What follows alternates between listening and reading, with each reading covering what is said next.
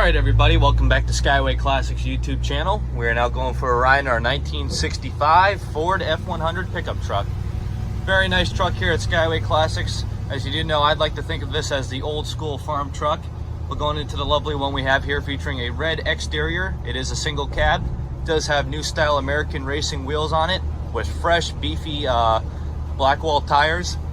And as you can see from the back bed, it is a short bed. It does not have the bed liner, but it is painted a beautiful red just like the rest of the body. Going into the interior now, as you can see, it has the old school big wheel on it with the leather over the edges. Has only that single gauge speedometer, has the fuel gauge, has the temperature gauge and the lights in it. But honestly, what I would do is probably cut these holes out, maybe put some modernized gauges in it, maybe even put a tack would be a good idea. Other than that, you got the old school AM radio, and you're probably wondering what this little thing is on the right there. It was actually their old school version of conversion from AM to FM. All you have to do is plug that little sucker in, tune it, and you can listen to AM and FM at the same time. But now we can give it a little bit of a brake test as I tell you about what's underneath the hood, featuring a 352, freshly painted blue, Ford blue.